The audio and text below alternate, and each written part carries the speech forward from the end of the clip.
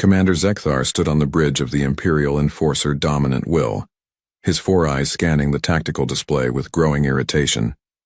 50 years, that's how long the humans had been part of the Galactic community, and already they were causing problems. The Varathian Galactic Empire had maintained order across 10,000 star systems for 3 millennia. They had simple rules and species followed them. New species especially followed them. That was how things worked. It was how things had always worked, until the humans arrived. "Commander," his second officer chirped, her scales flashing the color of concern. "The unauthorized construction continues. The humans refuse to halt their project." Zekthar's tail twitched in annoyance. He pulled up the report again, reading it for the 5th time that cycle. Earth's orbital shipyards, massive energy signatures, power readings that suggested something enormous being built. And the humans, those strange two-eyed mammals from a backwater system, claimed it was perfectly legal. "What is their classification again?" Zekthar asked, though he knew the answer. "Class D species, Commander. Limited to Corvette-class vessels and basic FTL capability. Maximum vessel length of 200 meters. No Dreadnought construction permitted for at least 500 cycles." Zekthar nodded. It was standard protocol. New species had to prove themselves first. They had to show they understood galactic law, that they could be trusted with real power. Dreadnoughts were for established species only. The kind of species that had earned their place through centuries of loyal service to the Empire. Humans had been in space for barely a whisper of time. They had no business building anything larger than a trading vessel. "Assemble the enforcement squadron," Zekthar ordered. 12 cruisers. We will inspect this construction and determine appropriate action." "Yes, Commander." His second officer paused. "Sir, the human diplomatic channels have been attempting to contact us. They wish to explain." "I'm sure they do." Zekthar's mandibles clicked in what passed for a smile among his people. They always wish to explain after they break the rules. "We will hear their explanations in person." The jump to human space took 3 days. Zekthar used the time to review everything the Empire knew about humanity. It wasn't much. They were a young species, only recently developing FTL technology. They came from a medium-sized planet they called Earth, orbiting an unremarkable yellow star. Their technology was crude but functional. They had established colonies on a few nearby worlds and seemed obsessed with something they called industry. What struck Zekthar as odd was their home system. Most species developed slowly, carefully. They built a few orbital stations, maybe a small shipyard. Humans had transformed their entire solar system in just 50 years. Their reports showed mining operations on dozens of moons and asteroids. They had stations around every planet, even the gas giants. They had even begun construction near their sun. It was aggressive, reckless even. Very human, from what little Zekthar understood of them. The diplomatic messages kept coming. A human ambassador named Chen kept insisting the construction was legal. "It's a generation ship," she said in her last message, her face appearing on his screen with that strange human expression they called a smile. "We're planning deep space exploration beyond the galactic rim. It's for civilians, Commander. Scientists and their families. Completely peaceful." Zekthar didn't believe her. He had seen this before with other species. They claimed peaceful intentions while building weapons. They smiled and talked about exploration while preparing for war. The Empire had maintained peace precisely because they stopped this behavior before it started. When his squadron finally dropped out of FTL at the edge of Earth's solar system, Zekthar immediately ordered full scans, reading multiple human vessels. "Commander," his sensor officer reported, "mostly small craft. Cargo haulers, shuttles, mining ships, nothing larger than permitted." "And the construction?" The sensor officer hesitated. His scales flickered uncertain colors. "It's... Commander, you should see this yourself." Zekthar moved to the sensor station. The display showed Earth's orbital space crowded with human activity. Space stations, shipyards, defense platforms, and there dominating everything else was the construction. It was massive.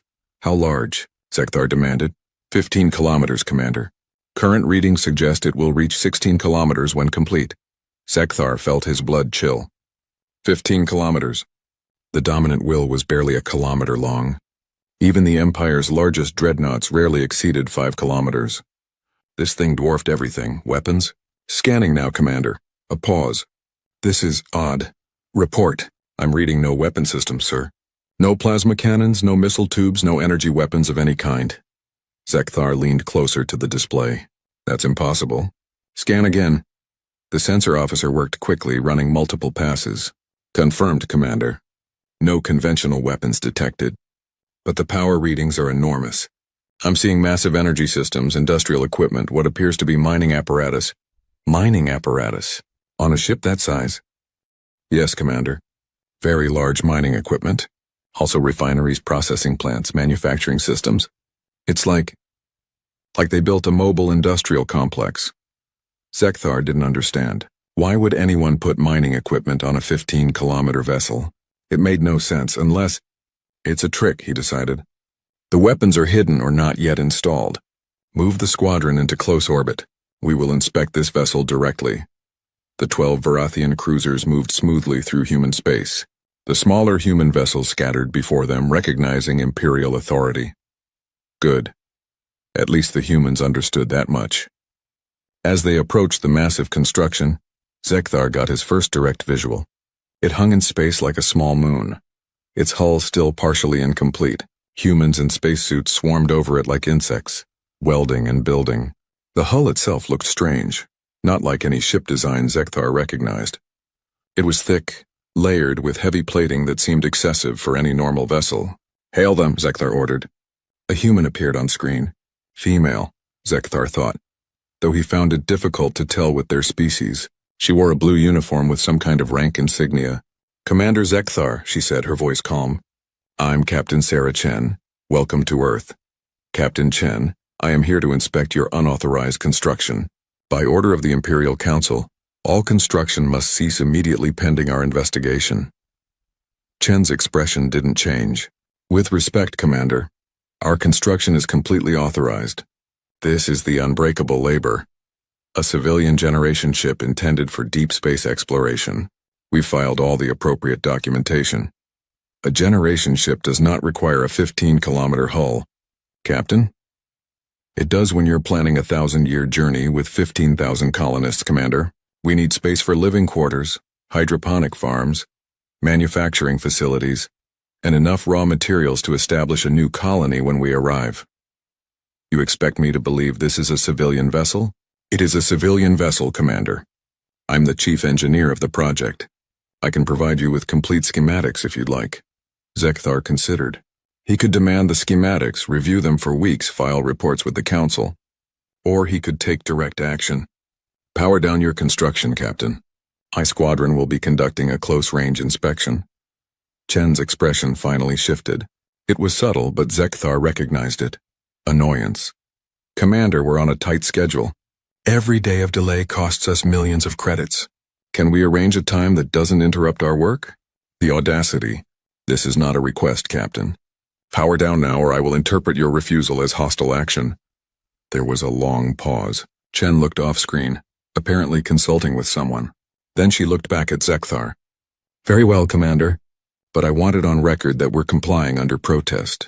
Our lawyers will be filing complaints with the Imperial Trade Commission. So noted. Begin power down procedures. Actually, Commander, we can't completely power down. The reactor needs to maintain minimum output for safety reasons. But we'll cease all construction and open our airlocks for your inspection teams. Zekthar nodded. It was a reasonable compromise. Acceptable. Prepare to receive our boarding parties. As his crews prepared their shuttles, Zekthar studied the human vessel more closely. Something about it bothered him. The proportions were wrong. The hull was too thick, almost absurdly so. And those weren't standard construction materials. His sensors identified the outer layer as something called compressed neutronium composite. What is neutronium composite? He asked his science officer. The science officer consulted his database. It appears to be a human innovation, Commander. They compress neutron star matter and bond it with carbon lattices. It's incredibly dense and heat-resistant, primarily used in their deep space mining operations. They mine in deep space? Apparently they harvest materials from stellar coronas and gas giant atmospheres. The temperatures and pressures require exceptional hull strength. Zekthar felt the first stirring of unease. He pushed it aside. So the humans had developed some industrial materials. That didn't make this vessel anything other than what it appeared to be. His boarding shuttles launched, heading toward the massive human construction. Zekthar watched on the tactical display as they approached the open airlocks. And then everything changed. "Commander!" his sensor officer shouted. "Energy spike. The human vessel is powering up." Zekthar spun to face the display. The unbreakable labor blazed with sudden light. Power flooded through its systems. Battle stations. "All ships, defensive formation. Prepare to— Wait, Commander!" The sensor officer held up a hand. "They're not targeting us. They're just running their systems. It's a routine power cycle." Zekthar's hearts pounded. "Explain." "The vessel cycled to minimum power as requested. Now it's returning to standard operational levels. That's all. No weapons charging, no targeting locks, no hostile action." On the view screen, Captain Chen reappeared. She looked slightly embarrassed. "Sorry about that, Commander. I forgot to mention our reactor runs hot. When it cycles back up, there's a brief surge. Completely normal. Nothing to worry about." Zekthar slowly sat back down. His hands were shaking slightly. That brief surge had put out more energy than his entire squadron combined. How powerful is your reactor, Captain?" "We're running a contained microstar system, Commander. It's the only way to generate enough power for our industrial operations. We need to operate refineries, manufacturing plants, and life support for 15,000 people simultaneously." A contained star. They had put a contained star inside their ship. Zekthar had heard of such technology, but only in theoretical papers. The energy requirements alone. "Resume your inspection, Commander," Chen said. "My people will cooperate fully. You'll see there's nothing to worry about." But as Zekthar watched his boarding parties enter the massive vessel, he realized he was already worried. Very worried, because if this was what humans built for civilians, what would they build for war? The inspection lasted 6 hours. Zekthar's teams crawled through kilometers of corridors, examined hundreds of systems, and took thousands of readings. Their reports were consistent and troubling. No weapons. None at all. Just industrial equipment on a scale that defied belief. Mining lasers that could cut through asteroids. Gravity manipulators designed to move planetary masses. Refineries that could process raw ore at temperatures that would melt most starship hulls. Manufacturing systems that could produce anything from engine parts to prefabricated buildings. And that hull. That impossibly thick, absurdly over-engineered hull. "Sir?" his chief engineer reported. "I tested the hull strength with our standard scanners. Commander, our plasma cannons wouldn't scratch this thing. It's designed to operate inside stellar atmospheres. The heat shielding alone is beyond anything we've ever seen." Zekthar felt his unease growing into something approaching fear. "They really did build a mining ship," he said quietly. "Yes, sir. A very, very large mining ship." Zekthar looked at the data one more time. Then he opened a priority channel to Imperial High Command. "This is Commander Zekthar. Priority Alpha transmission. Encryption level maximum." The face of Admiral Voxlan appeared on screen. "Report, Commander." "Sir, the human construction is confirmed as a civilian vessel." "Thought Admiral—" Zekthar chose his words carefully. "We may have a significant problem with this species." "Explain." "The vessel is not a warship, sir. It's a mining ship, but its capabilities exceed our military vessels in several critical areas. Its hull could survive our full weapons barrage. Its power generation is greater than our largest dreadnoughts. And Admiral, they're building 46 more of these." There was a long silence. Admiral Voxland's scales slowly turned the color of alarm. "Commander," the Admiral said carefully, "are you telling me that humanity's civilian mining fleet is more powerful than our military?" Zekthar looked at the unbreakable labor on his display. 15 kilometers of industrial might, designed to tear apart planets and harvest stars. "Sir," he said quietly, "I'm telling you that the humans don't seem to understand the difference." Commander Zekthar had been in the Imperial military for 30 cycles. He had fought pirates in the Outer Rim. He had enforced peace treaties between warring species. He had stared down rebel fleets and never flinched. But standing on the bridge of the dominant will, looking at the human mining ship on his display, Zekthar felt something he hadn't experienced in years. Fear. "Commander," his weapons officer said hesitantly, "should we return to normal operations? The humans have been cooperative. The inspection is complete." Zekthar didn't answer immediately. He was reading the final reports from his engineering teams. Each one made the situation worse. The unbreakable labor had hull plating designed to survive inside a sun. Its power systems could run an entire planet. Its industrial equipment could dismantle a moon in weeks. And it was just a mining ship. A civilian mining ship. Commander, the weapons officer prompted. Fire a warning shot, Zekthar said suddenly. Every officer on the bridge turned to stare at him. Sir? His second officer asked, scales flashing confused colors. The humans have been fully cooperative. They've allowed our inspection. They've answered all our questions. A warning shot would be. I need to know, Zekthar interrupted. I need to know if our weapons can even damage that thing. His second officer's mouth opened, then closed. She understood. If humanity decided to become hostile, the Empire needed to know if they could be stopped. Target the vessel's lower hull section. Zekthar ordered. Minimal power. A single plasma bolt. Make it clear this is a weapons test, not an attack. The weapons officer hesitated, then nodded. Aye, Commander. Charging plasma cannon. Minimum power setting. Firing in 3, 2, 1. Firing. A bolt of superheated plasma streaked across space. It was barely a warning shot. Just enough energy to scorch normal ship plating. The kind of shot that would make a captain nervous but cause no real damage. It struck the unbreakable Labor's hull and dissipated like morning dew. Damage assessment? Zekthar asked quietly. The sensor officer worked his controls. Scanning. Commander, I'm reading no damage. No damage at all. The hull plating didn't even heat up. It's like we shot it with a spotlight. Increase power. 50% setting. Commander, that could be interpreted as hostile. Do it. Another plasma bolt lanced out, this one bright enough to light up the view screen. It hit the same spot on the hull and exploded in a shower of dissipating energy. Still no damage, Commander. The hull absorbed the impact completely.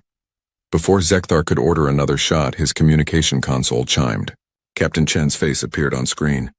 She didn't look angry. She looked confused. Commander Zekthar, are you testing your weapons on our ship? A necessary security measure, Captain. We needed to verify. Oh, we noticed the plasma bolts. Our external sensors flagged them. She glanced at something off-screen. You fired 2 shots at... Let me see. Approximately 3% of your maximum output. 50%, Captain. Chen blinked. Oh, well that's... Our sensors classified it as a navigation error. They thought you accidentally discharged your maneuvering thrusters in our direction. Zekthar felt his stomach drop. Your sensors thought our plasma cannons were maneuvering thrusters? Well, yes. The energy level was so low that our automated systems didn't classify it as a threat. They logged it as minor background radiation. She leaned forward. And now she did look slightly concerned. Commander, is everything all right? If you're having technical problems with your weapons systems, we can send over some engineers.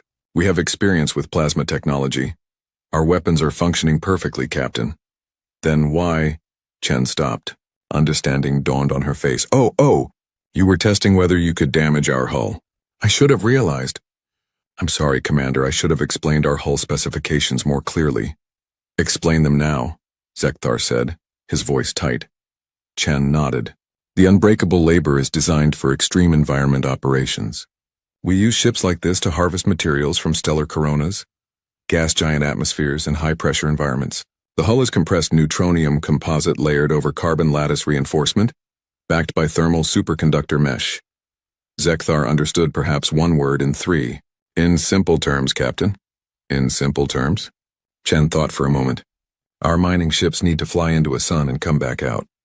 Your weapons simply don't generate enough heat or force to register as a threat to that kind of hull. It's not an insult, Commander.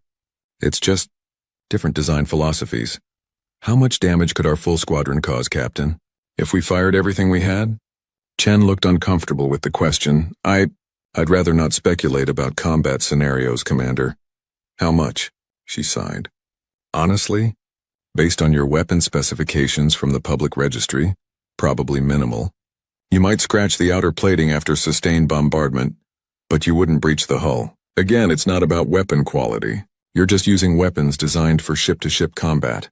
Our ships are designed to survive environments that would vaporize most vessels.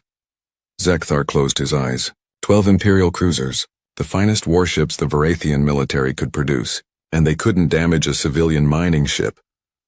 There's something else you should know, Chen continued. The hull durability is actually a safety requirement. We work in environments where a single breach would kill everyone aboard. So we over-engineer everything. It's standard practice for human industrial operations. Over-engineer, Zekthar repeated. Yes, we build things much stronger than they need to be just to be safe. It's a human thing. We lose more people to industrial accidents than most species lose in wars, so we compensate by making our equipment nearly indestructible. How many ships like this do you have? Currently operational? 47. We have 200 more in various stages of construction. Chen smiled that strange human smile. Humanity is expanding rapidly, Commander. We need a lot of mining and construction capacity to support our growth. 247, Zekthar whispered. Well, the new ones will be even better. We've improved the reactor design and upgraded the refinery systems. The next generation should be able to process materials 20% faster. She said this with obvious pride, as if it was a good thing. Zekthar's mind raced. 247 ships. Each one could shrug off his squadron's weapons like insects. Each one carried enough industrial power to dismantle planets. And the humans thought this was normal. They thought this was just mining equipment. Captain Chen, he said carefully, I need to ask you a very important question. Do humans have military vessels? Purpose-built warships? Chen looked surprised. Warships? No, not really. We have system defense platforms and patrol cutters for pirates, but nothing capital ship-sized. We've never needed them. Why would we? Most species in the galaxy seem pretty peaceful, and we've been focused on industrial expansion rather than military buildup. You have no dreadnoughts? No battle fleets? No, Commander. Is that a problem? Zekthar almost laughed. A problem. The humans had built a civilian fleet that could crush the Empire's military, and they didn't even realize it. No, Captain, he said finally. No problem. Thank you for your cooperation. My squadron will be departing shortly.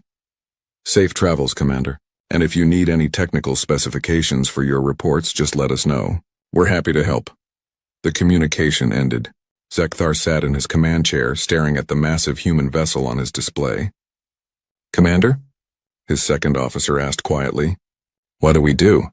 We report to Imperial High Command, Zekthar said. We tell them the truth, which is... Zekthar pulled up the scan data one more time. Power readings, hull specifications, industrial capacity, all of it civilian, none of it military, and all of it terrifying. The truth, he said slowly, is that humanity is the most dangerous species in the galaxy, and they don't even know it. His weapons officer spoke up. With respect, Commander, they're not dangerous. They're miners and engineers. They have no weapons. Exactly, Zekthar said. They have no weapons because they don't need weapons. Look at that ship. Really look at it. His officers studied the display. What do you see? Zekthar asked. I see a mining vessel, his second officer replied. Wrong. You see a weapon that thinks it's a tool. Zekthar stood up and walked to the main display. He pointed at the massive drilling array on the ship's bow. That drill is designed to pierce planetary crust. It can reach a planet's core in hours. Now imagine that drill targeting a space station, or a ship. Understanding dawned on his officers' faces. The gravity manipulators, Zekthar continued, are meant to move asteroids, but they could just as easily rip a ship apart. The industrial lasers cut through solid rock. They would slice through our armor like paper. The refineries process ore at temperatures exceeding stellar cores. Our ships would melt before we got close enough to be a threat. But Commander, his science officer protested, the humans don't think of their equipment as weapons. It's just tools to them. Which makes them more dangerous, not less, Zekthar said. A species with weapons knows they have weapons. They understand the threat they pose. They have protocols, rules, hesitation. But the humans? They would use their mining equipment as weapons and not even realize they were fighting a war. They would think they were just working. He sat back down, suddenly exhausted. Imagine if they did build actual warships. If they applied their industrial over-engineering philosophy to military vessels, what would that look like? Nobody answered. Nobody wanted to imagine it. Send the report, Zekthar ordered. Priority Alpha. Flag it for immediate council review. Include all scan data, all specifications, everything.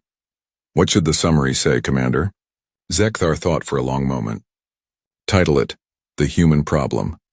Contents. Humanity has constructed a civilian industrial fleet with capabilities exceeding our military vessels. They appear unaware of the military applications of their technology. Recommend immediate diplomatic engagement to establish clear protocols before humans realize what they have. Recommend military action? His tactical officer asked. Against what? Mining ships? Zekthar shook his head. We can't fight them. Our weapons are useless. Our only option is to make sure they never want to fight us. As the dominant will prepared to jump back to Imperial space, Zekthar took one last look at the unbreakable labor. Humans swarmed over it again, resuming their construction like nothing had happened. They had no idea they had just changed the balance of power in the galaxy. Sir, his communication officer said, Captain Chen is sending a final message. She wants to know if we'd like a tour of their solar mining operations while we're here. She says it's quite impressive. They're in the process of dismantling Mercury for raw materials. Dismantling Mercury? She says they're going to process the entire planet. It should take them about 18 months. Zekthar felt a headache building behind his eyes. Humans were going to dismantle a planet. In 18 months. With mining equipment. And they thought this was something to offer as a tourist attraction. Decline politely, Zekthar said. Tell her we have urgent business elsewhere. Yes, sir. As his ship jumped to FTL, Zekthar composed his personal log entry. Future historians would want to know what he had been thinking at this moment. Personal log, Commander Zekthar, he began. Today I discovered that the greatest military threat in galactic history doesn't know it's a military threat. Humanity builds industrial equipment that could conquer the Empire, and they use it to mine asteroids. They have the power to destroy us, and they're using it to build homes and farms. I don't know what terrifies me more. The thought of humans realizing what they have, or the thought of them never realizing it, and accidentally crushing us while trying to mine the next asteroid. The Empress will need to make a decision. Do we restrict them before they become dangerous? Or do we befriend them before they accidentally become our executioners? I suspect the answer will define the future of the Empire, perhaps the future of the galaxy. End log. He closed the file and stared out at the stars. Somewhere out there, 200 more human mining ships were being built. 200 more weapons that didn't know they were weapons. The galaxy would never be the same. The Imperial Council chamber was designed to inspire awe. Its ceiling rose 300 meters overhead, carved from a single piece of crystalline stone. Holographic displays floated in the air, showing the 10,000 systems under Imperial control. 1,000 species all united under Varathian rule. But today Empress Tal Shara felt no pride in her domain. She felt only a cold knot of worry in her chest as she watched Commander Zekthar's report for the third time. Show me the hull strength analysis again, she commanded. The display shifted, showing detailed scans of the human mining ship. Numbers scrolled past, each one worse than the last. Hull density 40 times standard Dreadnought armor. Heat resistance, capable of withstanding stellar corona temperatures. Structural integrity, sufficient to survive gas giant atmospheric pressures. Your thoughts, Council? The Empress asked. Grand Admiral Voxland spoke first. His scales were the deep blue of serious concern. Your Majesty, with respect to Commander Zekthar's thorough work, I believe his conclusions are alarmist. Yes, the human industrial ships are impressively built, but they lack weapons. They lack military training. They lack any sign of hostile intent. They lack weapons we recognize as weapons, corrected High Scholar Mirith, the Empire's chief scientist. She manipulated the display, highlighting various systems on the human ship. But look at their industrial equipment.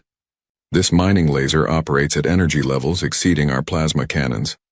This gravity manipulator could tear our ships apart. These refinery systems process materials at temperatures that would vaporize our hulls. But those are tools, not weapons, Admiral Voxelan protested. The difference, Mirith said quietly, is intention, not capability. The Empress leaned forward. Explain. A knife is a tool in the kitchen. It becomes a weapon in a fight. The humans have built kitchens into their ships. Very, very dangerous kitchens. Mirith pulled up more data. More concerning is their philosophy. Humans over-engineer everything because they work in lethal environments. They make their civilian equipment stronger than our military equipment because they refuse to accept casualties. Surely that's a good thing, said Counselor Felix, speaking for the diplomatic corps. A species that values life highly is less likely to be aggressive, or more likely to be absolutely unstoppable if provoked, the Empress said. She had been reading reports all morning. The more she learned about humans, the more worried she became. Tell me about their industrial operations. Mirith pulled up a display of humanity's home system. They have transformed their solar system in 50 years. Mining operations on every planetoid. Refineries around gas giants. Harvesting stations skimming their sun. They have processed more raw materials in 5 decades than most species process in 5 centuries. Where are they sending all these materials? The Empress asked. Colony construction, shipbuilding, habitat creation.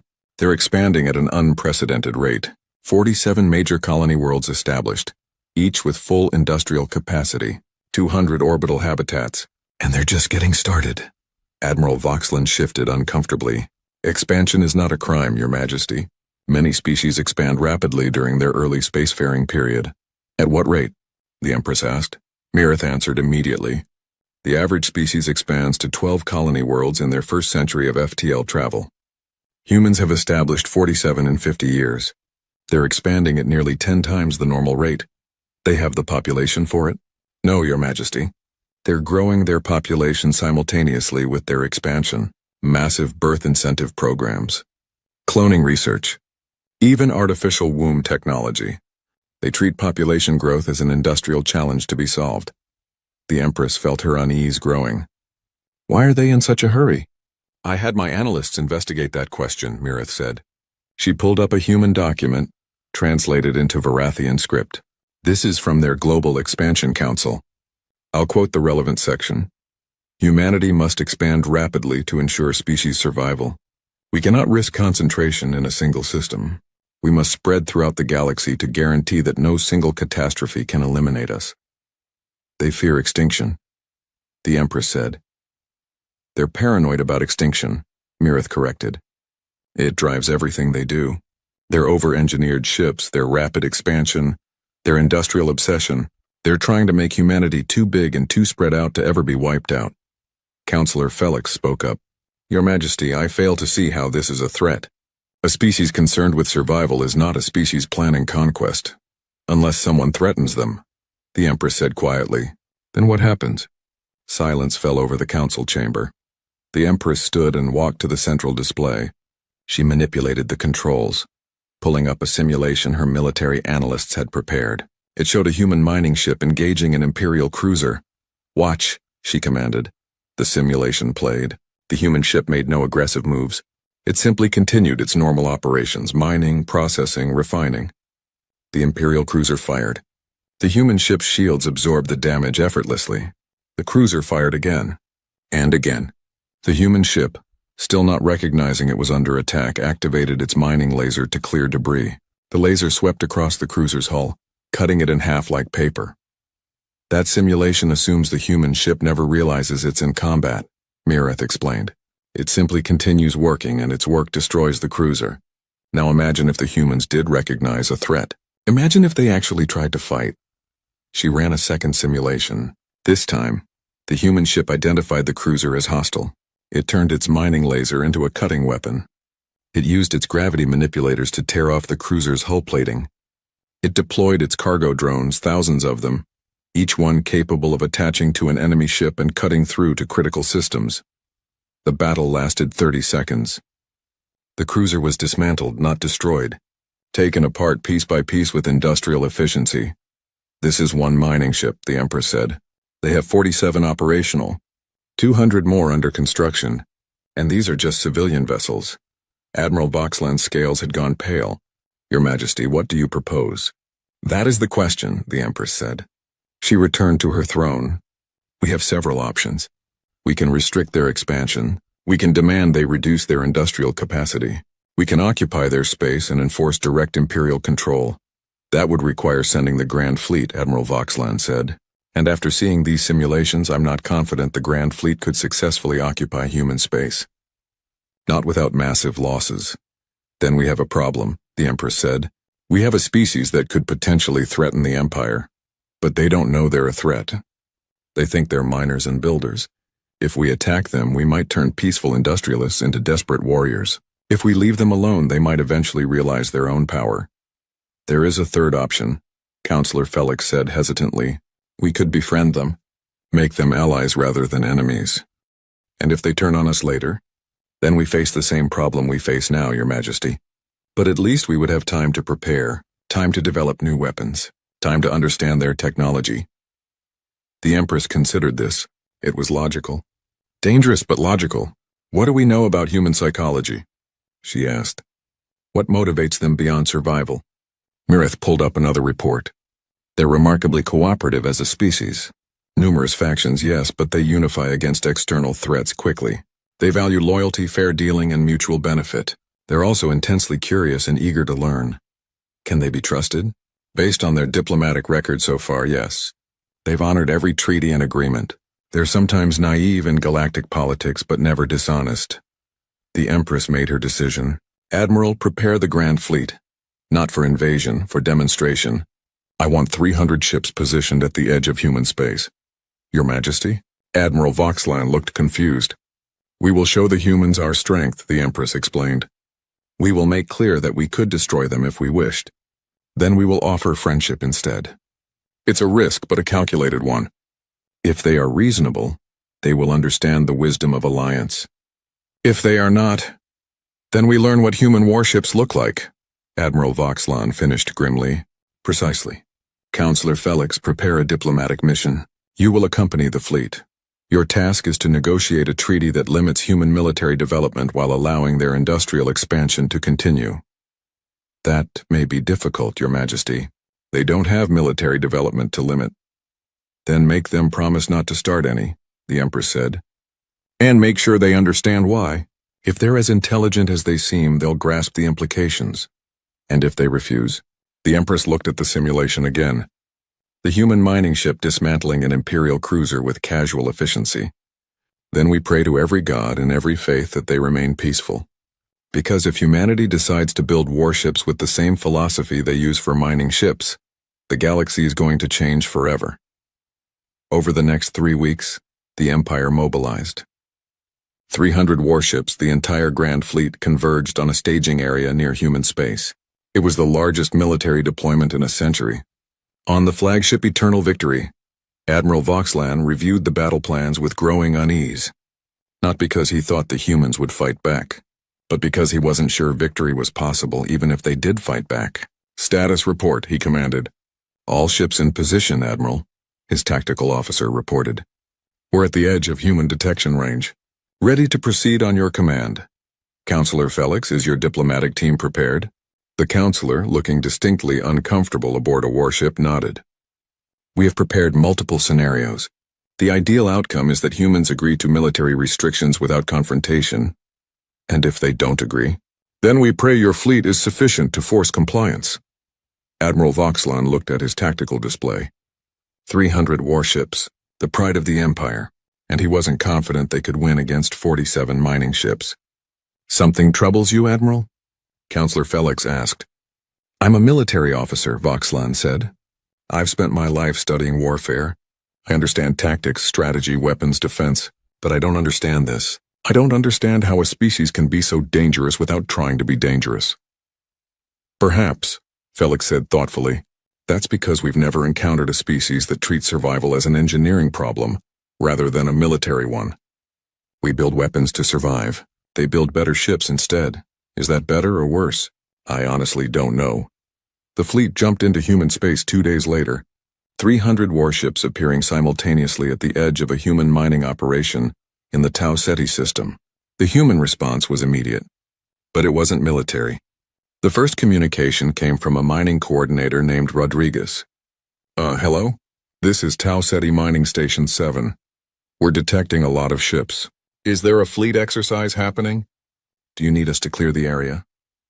Admiral Voxlan stared at the display. The humans thought this was an exercise.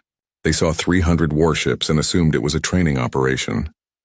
This is Admiral Voxlan of the Imperial Grand Fleet, he said slowly. We are here on behalf of the Vorathian Empire. We require immediate communication with your government. There was a pause. Oh, you're here for the treaty talks. Captain Chen mentioned something about that. Give us a few minutes to patch you through to Earth. Oh, and welcome to Tau Ceti. If you need any supplies or maintenance, we can help. We've got great facilities here. The communication ended. The Admiral looked at Counselor Felix. They offered us maintenance, Voxlan said in disbelief. They're civilians, Felix replied. They see 300 ships and think about logistical support, not military threat. Are they insane or brave? Possibly both. The communication reconnected. This time Captain Sarah Chen appeared on screen, the same human from Commander Zekthar's report. Admiral Voxlan, she said cheerfully. This is quite an impressive fleet. Is this a formal state visit? We weren't expecting such a large delegation, but we can certainly accommodate. Give us a few hours to arrange proper facilities. Captain Chen, the Admiral said carefully, this is not a social visit. This is a show of military force. Chen's smile faded slightly. A show of force? I don't understand. Has something happened? Are we under threat? You are potentially becoming the threat, Captain. Now Chen looked genuinely confused. Admiral, I really don't understand. We've complied with all regulations. We've been cooperative with all inspections. What are we doing wrong? And there it was. The heart of the problem. The humans had no idea they were dangerous. Captain, Admiral Voxlan said, we need to talk about your mining ships. Captain Sarah Chen stood in the conference room of the Unbreakable Labor, trying to understand what was happening. Through the viewport, she could see 300 Imperial warships arranged in perfect formation. It was intimidating. It was also confusing. Let me make sure I understand correctly, she said to Admiral Voxlan's image on the screen. You're concerned about our mining ships because they're too durable? It's not just the durability, Captain, the Admiral replied. His scales were showing colors she had learned meant stress. It's the entire capability package. Your ships are more survivable than our dreadnoughts. Your power generation exceeds our capital ships. Your industrial equipment could be weaponized to devastating effect. Chen looked around at her engineering team. They all seemed equally confused. But Admiral, she said carefully, they're mining ships. They're supposed to be durable. We work in stellar coronas and gas giant atmospheres. If our ships weren't tough, our crews would die. It's just basic industrial safety. Basic industrial safety, Admiral Voxlan repeated. He sounded like he was in pain. Captain, your basic industrial safety exceeds our military specifications by a factor of 10. Well, yes?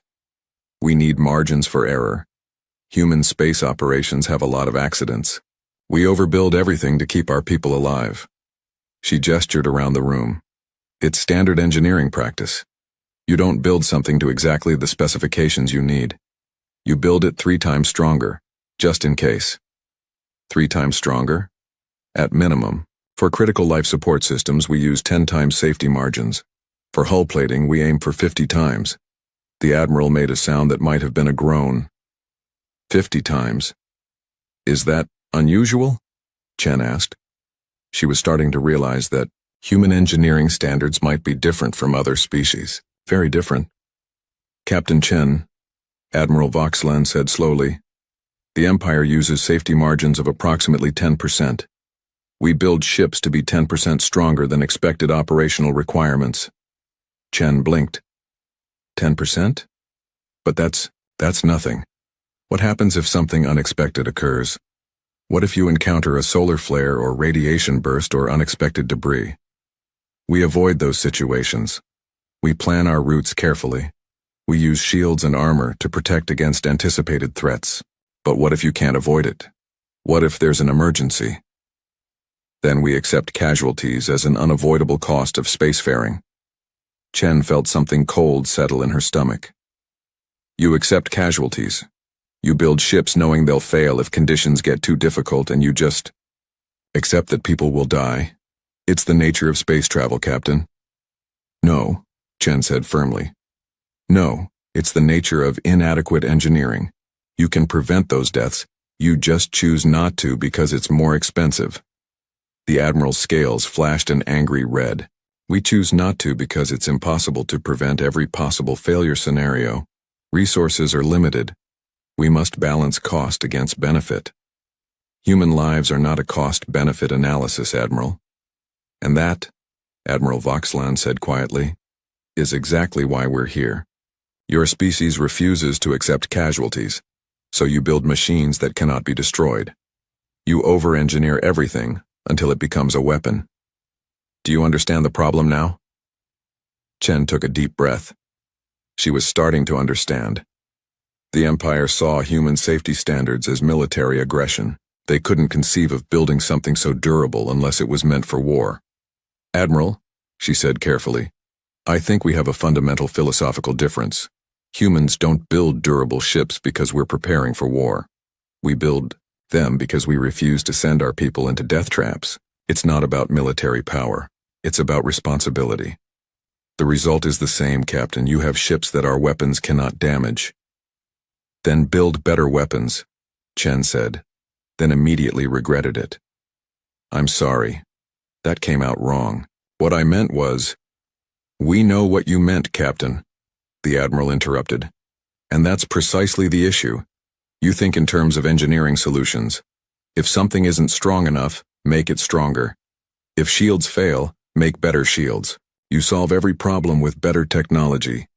Yes? That's how progress works. That's how arms races work, Captain. One side builds better weapons. The other side builds better armor. Then stronger weapons. Then stronger armor. It escalates until entire civilizations are destroyed. Chen felt her frustration growing. We're not in an arms race, we're just trying to mine asteroids and build colonies without killing people. And you've accidentally created the most powerful civilian fleet in galactic history in the process. There was a long silence. Chen looked at her team again. They all looked as lost as she felt. So what do you want us to do? She asked finally. Stop building ships? Abandon our colonies? Let our people die in ships we know are inadequate just to make you feel safer? We want you to understand what you have, Admiral Voxlan said, and we want assurances that you'll never use it aggressively. We don't want to use it at all, it's mining equipment. Demonstrate that. Show us these ships are truly as harmless as you claim. Chen felt anger rising. How exactly do I demonstrate that a mining ship is harmless? What do you want me to do? Allow us to test it. Allow us to fire upon your vessel with increasing levels of force until we understand its true capabilities. You want to shoot my ship? With your permission, yes. Chen almost laughed. Admiral, you already shot my ship. Commander Zekthar fired on us during his inspection. We barely noticed. That was 2 shots at minimal power. We need a full-scale weapons test. We need to know if our fleet could stop your ships if necessary. And if I refuse? Then we must assume the worst about your intentions. Chen felt trapped. If she allowed the test, she'd be proving her ship could withstand military assault, which would only increase Imperial paranoia. If she refused, they'd assume she was hiding military capabilities. Fine, she said finally. You can run your test. But I want it on record that the Unbreakable Labor is a civilian vessel operating under civilian protocols. This test is happening under protest and only to demonstrate our peaceful intentions. Agreed, Captain. We will approach slowly. You may withdraw your crew to a safe distance if you prefer. Chen shook her head. My crew stays aboard. If you're going to shoot our ship, we're going to operate it. That's non-negotiable. Captain, that's non-negotiable, Chen repeated firmly. This is my ship, my crew. If you want to test whether we're a threat, you'll do it with us aboard. That way you'll see we're not afraid of you because we're not your enemy. Admiral Voxlan was quiet for a long moment. Very well. We'll begin in 1 hour. I suggest you activate all defensive systems. We don't have defensive systems, Admiral. Just industrial equipment and a really thick hull. That may be sufficient, the Admiral said grimly, and disconnected. Chen turned to her crew. All right, everyone. We're about to become a target practice ship for the Imperial fleet. I need everyone at their stations. This is going to be a long day. Her chief engineer, a grizzled veteran named Martinez, spoke up. Captain, should we power up the mining equipment? Just in case. No, we run normal operations only. I want them to see we're exactly what we claim to be. No weapons, no combat systems, just a civilian mining ship. They're going to shoot us, Captain. Yes, and we're going to sit here and take it like a rock takes rain. Because that's what we are. A big, dumb rock that happens to have people inside. We're not a threat. We're just engineers trying to do our jobs. The hour passed slowly. Chen watched the Imperial fleet maneuver into position. 300 warships all focused on her ship. It should have been terrifying. Instead, she mostly felt annoyed. She had work to do. Processing schedules to maintain, quotas to meet, and now she had to waste time proving to paranoid aliens that her mining ship wasn't secretly a battleship. Incoming transmission, her communications officer announced. Admiral Voxland's face appeared again. Captain Chen, we're ready to begin. We'll start with minimum power and gradually increase until we observe measurable damage. You may still withdraw your crew. Crew stays, Admiral. Fire when ready. The first barrage came seconds later. 6 Imperial cruisers opened fire simultaneously, their plasma cannons lighting up space with brilliant energy. The bolt struck the unbreakable Labor's hull and dissipated harmlessly. Damage report, Chen called out. No damage, Captain, Martinez reported.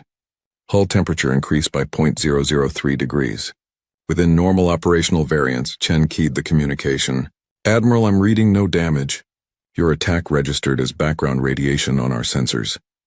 Increasing power to 25%. The second barrage was brighter, more intense. Chen felt the ship shudder slightly as the energy transfer created minor vibrations through the hull. Still no damage, Captain, Martinez said. Hull temperature up by 0.02 degrees. That's still less than the temperature variation from being in sunlight. This continued for an hour. The Imperial fleet fired with increasing power and desperation. 50% power, 75%, full power. Nothing worked. The unbreakable Labor sat in space, absorbing punishment that would have vaporized any normal ship, and its crew calmly monitored their systems. Admiral, Chen said after the 10th barrage, I really think you've made your point. Our hull can take a beating. Can we stop now? We're behind schedule on our refining operations. One more test, Captain, Admiral Voxland said. He sounded exhausted.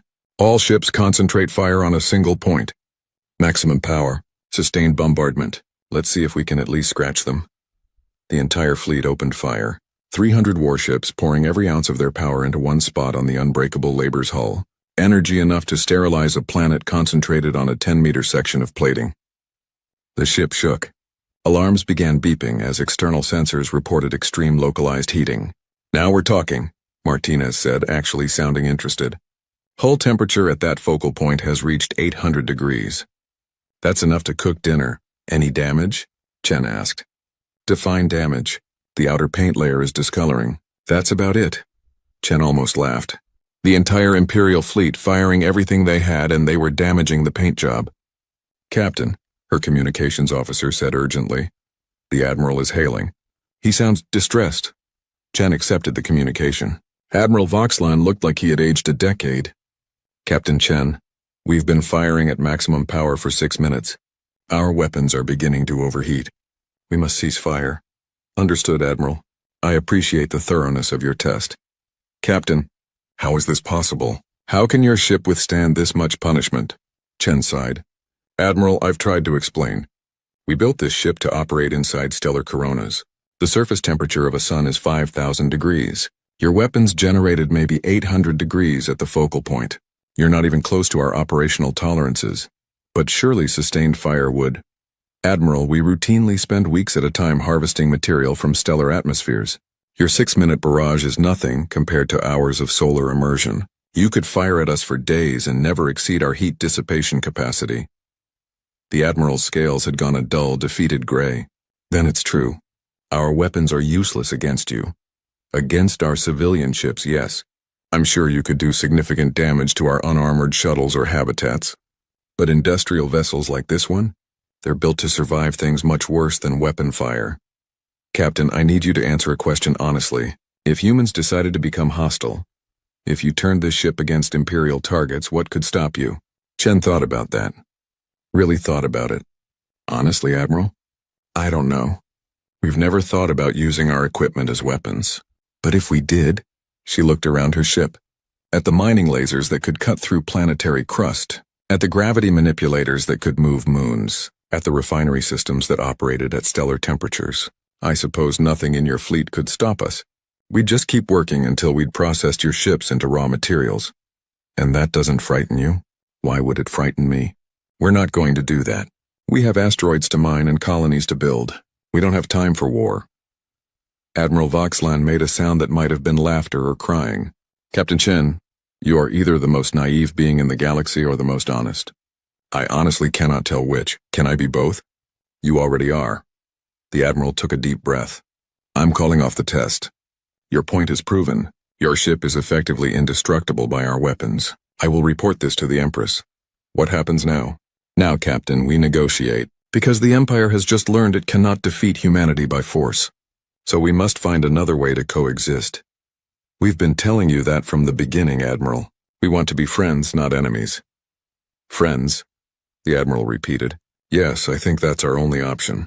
Because the alternative is trying to fight an enemy that thinks plasma bombardment is light rain. The transmission ended. Chen turned to her crew. They were all watching her with various expressions of relief and uncertainty.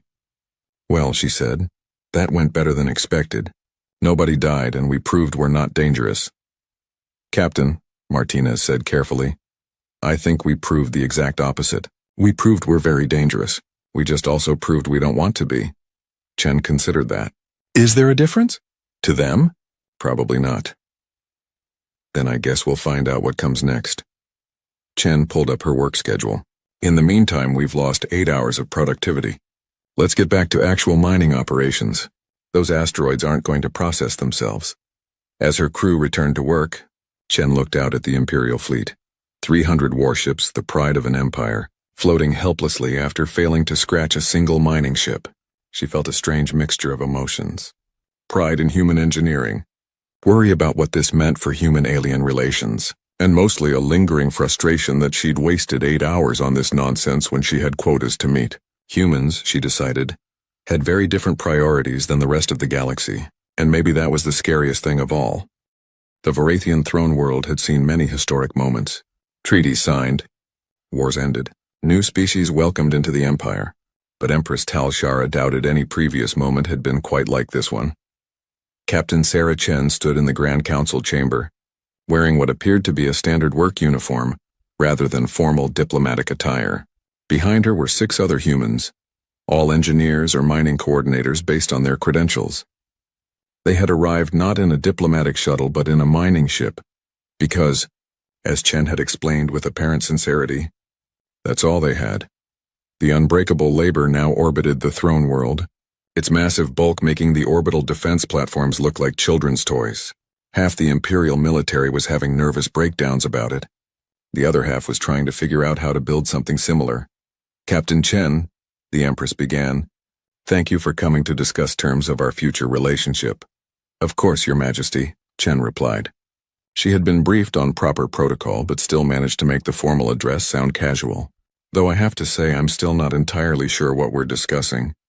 Your Admiral kept talking about military restrictions, but we don't have a military to restrict. There it was, the fundamental disconnect that had brought them to this moment. Let me be direct, Captain, the Empress said. Your species has built a civilian fleet with capabilities exceeding our military forces. Whether you intended this or not is irrelevant. The reality is that humanity poses an existential threat to the Empire. Chen frowned. With respect, Your Majesty, we pose no threat at all. We're miners and engineers. We build colonies and process asteroids. We've never shown any hostile intent toward anyone. Your intent is not in question, Captain. Your capability is. The Empress gestured to the holographic display in the center of the chamber. It showed the recent weapons test, 300 Imperial warships failing to damage a single human vessel. We fired everything we had at your ship. We could not scratch it. Do you understand what that means? It means we have good hull plating? Chen offered. Admiral Voxelan, standing to the side, made a strangled sound that might have been laughter or despair. It means, the Empress said patiently, that if humanity decided to become hostile, the Empire could not stop you. Your mining ships could devastate our fleets. Your industrial equipment could tear apart our stations. Your civilian infrastructure is more powerful than our military. Surely you see the problem? Chen looked genuinely confused. But we're not going to become hostile. Why would we? We have everything we need. We're expanding peacefully. We've traded with dozens of species without incident. We have no reason to fight anyone. You have no reason today, Counselor Felix interjected gently. But what about tomorrow? What if there's a dispute over territory? A trade disagreement? A cultural misunderstanding? Most species have weapons as a deterrent precisely because intentions can change. Then we'd negotiate, Chen said simply. We'd talk through the problem and find a solution that works for everyone. And if negotiation failed, then we'd try harder to negotiate. War is expensive and wasteful. It destroys resources and kills people. From a purely efficiency standpoint, it makes no sense. The Empress studied the human captain. She seemed completely sincere. Not naive exactly, more like someone who had never seriously considered violence as a solution, because better solutions were always available. Captain Chen, the Empress said slowly, I want to ask you a hypothetical question. If humans did build a military warship, what would it look like? Chen blinked. A military warship? I've never really thought about it. We don't need warships. Humor me. If you had to design one, based on human engineering principles, what would you build? Chen considered this for a long moment. The Empress could see her engineering mind working through the problem. Well, Chen said finally, I suppose we'd start with a mining ship hull. It's already durable and reliable. Then we'd add weapon systems. Probably scaled-up versions of our industrial lasers for precision work. Mass drivers using our cargo launcher technology for long-range bombardment. Maybe retrofit the gravity manipulators for defensive shielding or offensive capability. What about armor? Admiral Voxlan asked, despite himself. The existing hull would be fine. It already withstands stellar temperatures. We might add reactive plating for redundancy. But honestly, the standard compressed neutronium composite should be sufficient. Power generation? This from the Empress. Our civilian reactors would work, but we'd probably upgrade to a dual-core system for redundancy. Can't have weapons going offline during combat. Maybe add some auxiliary fusion plants for emergency backup. Size? 20 kilometers, maybe? You'd want space for crew quarters, ammunition storage, manufacturing facilities so you can repair damage in the field, hydroponic farms for long deployments. 30 kilometers would be safer. More room for redundant systems. The council chamber had gone very quiet. The humans were casually describing a nightmare. Captain Chen, the Empress said carefully, do you realize you've just outlined a warship that would be completely unstoppable by any force in the known galaxy? Chen looked surprised. Really? It's just basic engineering. Nothing fancy. I was actually going conservative with the design. You could probably go bigger if you wanted to. Bigger, the Empress repeated faintly. Sure. The manufacturing challenges are the same whether you build a 20-kilometer ship or a 50-kilometer ship. Might as well go bigger and have more operational flexibility. Admiral Voxelan sat down heavily in a chair, despite protocol. His scales had gone the color of shock. 50 kilometers. She's suggesting a 50-kilometer warship as a conservative design. Is that big? Chen asked. How big are your dreadnoughts? 5 kilometers, the Admiral said hollowly. Our largest dreadnoughts are 5 kilometers. Oh, Chen looked embarrassed. Sorry, I didn't realize. I guess I was thinking in terms of industrial scale. We build big because we need the space for equipment and supplies. Different design philosophy, I suppose. Different, the Empress agreed. Captain Chen, I need you to understand something. What you just described is not just a warship. It's a ship that could single-handedly destroy the Imperial fleet. Probably multiple times over. Well, yes, I suppose if you... Chen stopped. Understanding finally dawned on her face. Oh, you're not worried about what we have. You're worried about what we could build if we wanted to. Precisely. Chen looked at her team. They were all having similar realizations, their expression shifting from confusion to comprehension. Your Majesty, Chen said slowly, you have to understand, humans don't think in terms of military power. We think in terms of safety margins and engineering challenges. When you asked me to design a warship, my brain went to, how do we keep the crew alive and the systems running? Not, how do we kill enemies efficiently? And yet the result is the same. Yes, I see that now. Chen took a deep breath. So what do you want from us? A promise not to build warships? Would you keep that promise? Yes, absolutely. We have no desire to build weapons. None at all. We'd be happy to formalize that in a treaty. And if another species threatened you? If someone attacked your colonies or ships? Chen thought about that. We'd defend ourselves with what we have. Mining ships, cargo haulers, whatever was available. But we wouldn't build dedicated warships unless we absolutely had to. And even then, we'd probably try to negotiate first. You'd defend your civilians with civilian equipment? It's worked so far. Your fleet couldn't damage the unbreakable labor. I'm betting most hostile species would have similar problems. Our mining ships are tougher than most warships just as a side effect of their job requirements. The Empress leaned back in her throne.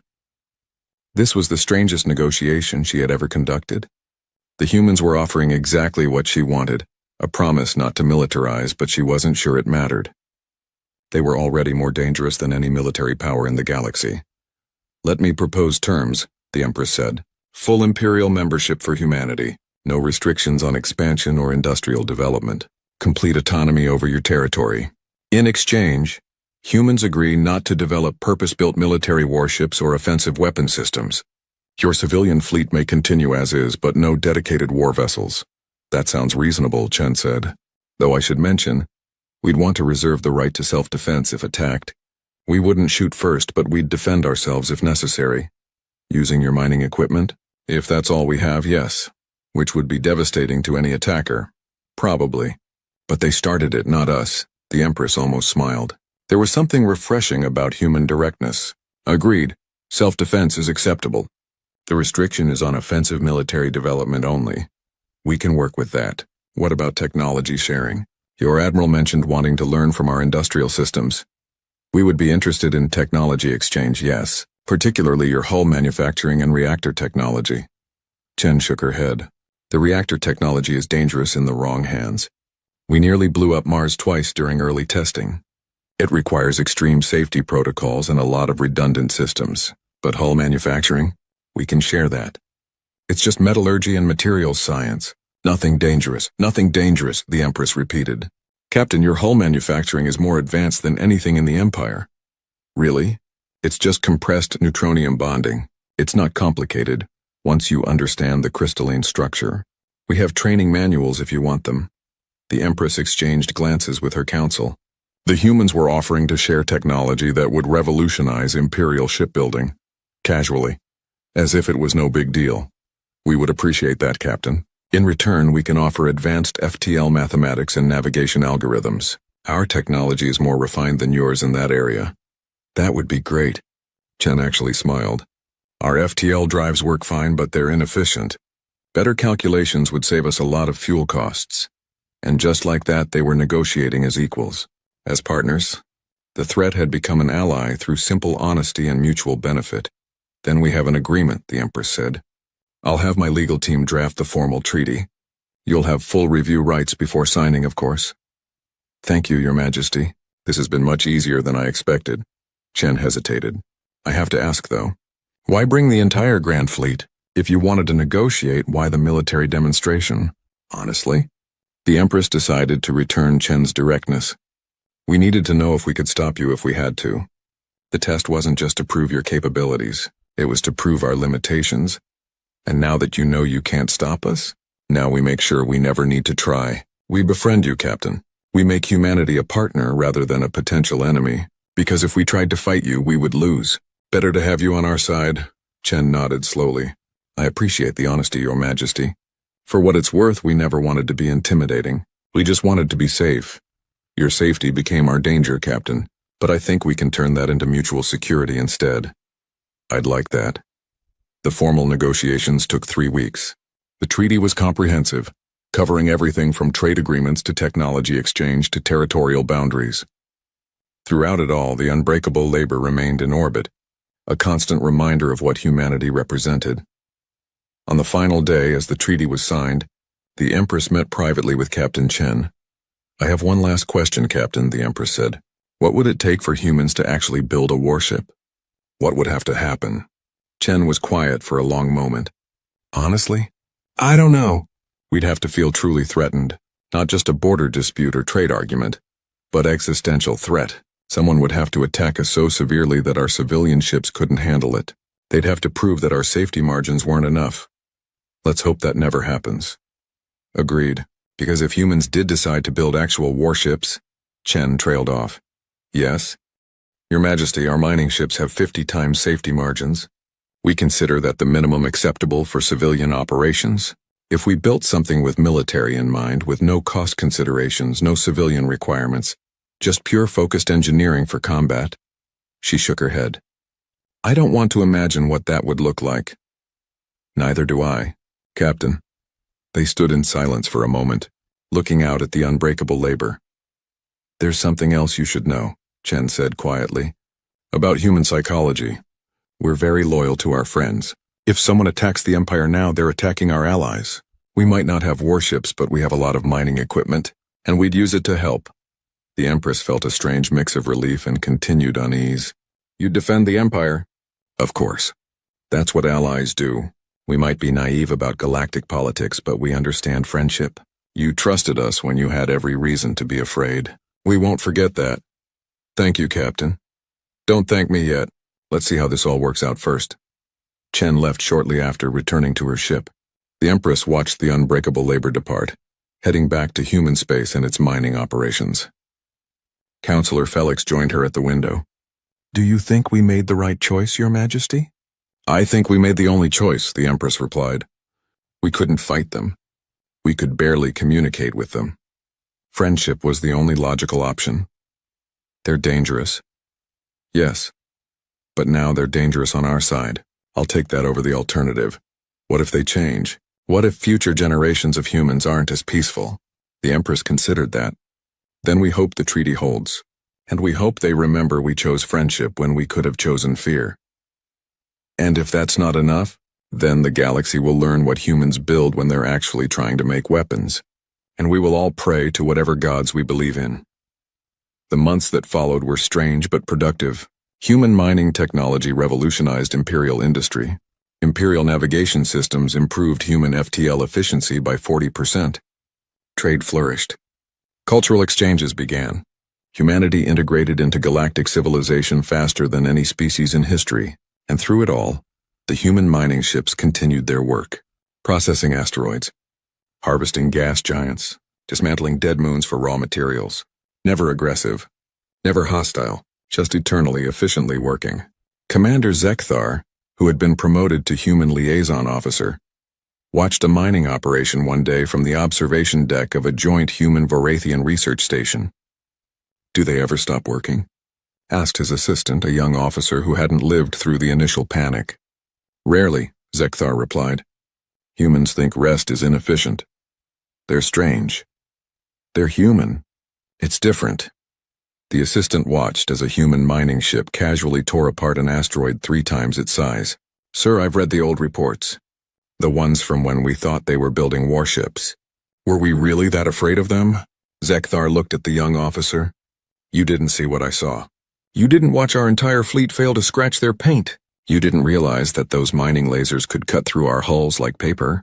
You didn't do the math on what they could build if they wanted to. But they didn't want to. Exactly. They didn't want to. That's the only thing that saved us. Zekthar turned away from the window. The Empire has faced many threats in its history. Military powers, aggressive species, territorial disputes. We defeated them all because we understood them. They were predators and we knew how to fight predators. And humans? Humans aren't predators. They're builders. They solve every problem by making better tools. Our weapons are tools for killing. Their tools are for surviving. And survival tools, it turns out, are far more dangerous than weapons. I don't understand, sir. You will eventually. But let me give you one piece of advice, young officer. If you ever see humanity start building something they call a defensive platform or system defense ship, run. Don't ask questions. Don't file reports. Just run. Why? Because that would mean humanity finally realized what they are. And on that day, the galaxy will learn what terror really means. Far away on a human colony world, a young girl looked up at the stars. Mama, why are the aliens scared of our mining ships? Her mother, an engineer working on the colony's new processing facility, smiled and ruffled her daughter's hair. Because, sweetie, they finally understand what we build those ships to survive. What do we survive? Everything, baby. Humans survive everything. That's what makes us human. In orbit above them, a mining ship began its daily work. Cutting, processing, building, never stopping, never slowing. Just humans doing what humans do best. Engineering a future where safety wasn't a luxury, but a guarantee. And if that future